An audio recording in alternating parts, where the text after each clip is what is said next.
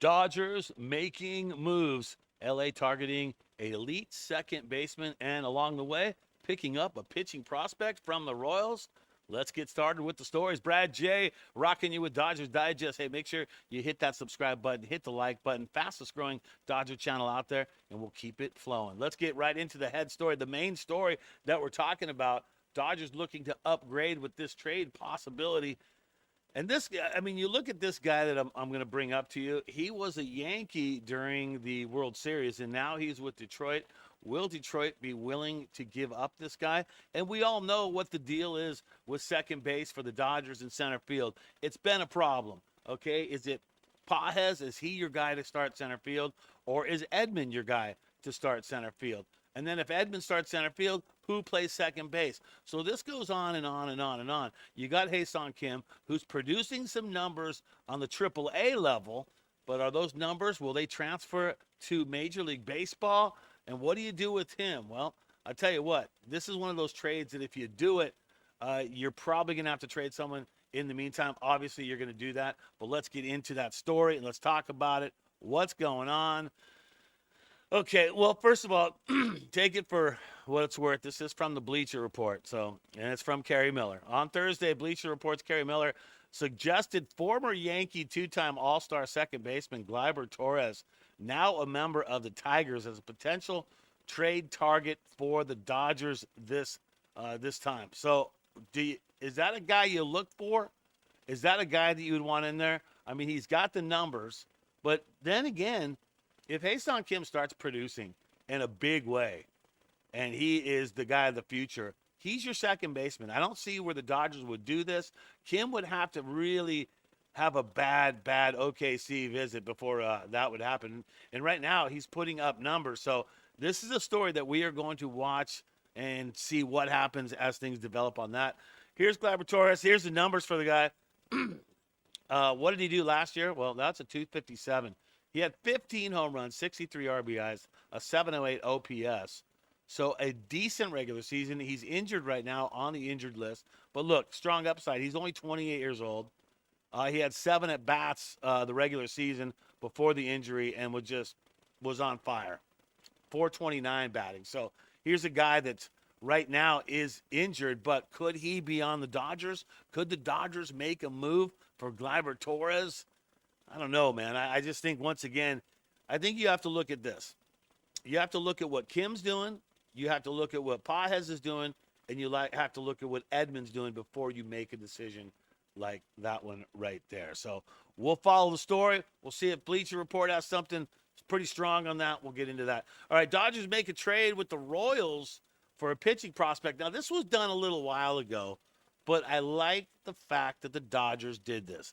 I like the fact, and it was kind of like, it's one of those under the radar type moves that the Dodgers did on this one. And when you look at pitching and you think about what the Dodgers have gone through pitching wise, right? You know what they say? The old saying in baseball is basically this: you never can have too much pitching. And we've seen it with Snell gone, him going out, and then having to use Robleski in there, having to use Knack in there. Well, you always need pitching, and you always got to think about the farm system. You always got to think of the guys coming up. And Dodgers making a trade, acquiring pitching prospect for the Royals in exchange for some cash. I always want cash considerations. I love it when they say cash considerations. Like, give me a number, man. How much simoleons are we talking about? How many dineros are we talking about there?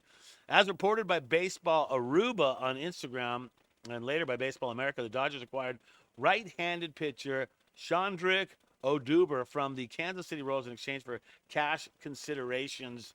That's the number there. Okay, well, what has he done? He's only 20, okay? So don't look at numbers right now and be like, oh, he's over. He's only 20 years old, man. 2023, a full-time starter. Now, he's only been playing rookie ball, so he hasn't made the leap yet.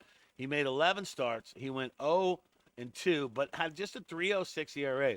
And had a lot of strikeouts, too. 45 strikeouts, just 8 walks across 32.1 innings. So when you look at 32 innings and you look at 45 strikeouts, that's pretty darn good. He's getting to a situation where he could be getting two strikeouts an inning, the better he gets. Now, in 2024, Well, Odubel was moved as a reliever because he was struggling a little bit. But once again, dude is 20 years old. He's trying to find his happy place. He had 14 appearances, sporting a 5.18 ERA, had 21 strikeouts in 24 innings. Okay, so that's not the most promising numbers, but that's not all the numbers. So you got to kind of look at that. 20 years old, highest that he has performed has been rookie ball. So is this a good move for the Dodgers? Love to hear your thoughts below on that.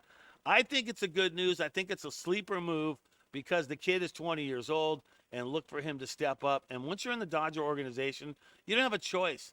The best coaching, the best management going on, and they'll put him in the position to be successful. So look for Odubel to be a big addition to the Dodgers. Maybe not this year, but I'm going to think at least by next year. All right, getting back into more stories here. L.A. sends Robleski and Felicia down to OKC, and Knack remains with the Dodgers. I mean, Felicia didn't even get a shot. I mean, that's the one thing. Robleski, okay, he got a shot. He got the start. Didn't do well. Dodgers lost that game. But Felicia, like, you look at what he did, and he only got 2 at-bats. One of them was a complete garbage time at the end of the game. The other one was at the end of the game, too. So I don't really think that was – why move him up to that position if you're not going to play him? Like, you started Barnes when you could have put Fiducia in there and started him at catcher. That still is one of these things. Head scratcher. Why did Roberts do that? I have no idea. Well, Robleski and Fiducia, they have gone back to OKC. Knack will remain. And even though Knack gave up 40 pitches in the first inning in the Dodgers come from behind win against the third and final game on the road trip for the Nationals, still, he's going to remain with the team. So Roberts likes something about him. Look, he didn't have to pull him in the first inning. He was able to battle back, had a great second inning, and then was pulled in the third. So Knack will remain with the team. No Bobby Miller talk that Bobby is getting a shot at coming up and mixing it up. So we'll see how that changes things. But you got to think with Fiducia being sent down, that's going to make room for Freddie. Is Freddie ready? Well, he better be ready because tonight is Freddie Freeman's bobblehead night. So this is the walk-off Freddie Freeman bobblehead night. So if any night that you want Freddie playing, tonight's tonight. And I didn't realize that when he went on the injured list. And Dave Roberts had a little bit to say about Freddie and, of course, his injury, his ankle. How's the ankle doing? Here's what Doc had to say regarding that. Well, just looking at his gait running yesterday, and that's how you run, is your gait. I think that's a horse term, isn't it? Just looking at his gait running yesterday, I would say that it's better than it was when he started the season. That's big. So if it's healthy, even better than when he started the season, we like that. If nothing changes, he is going to be in the lineup tonight. So you can count on that.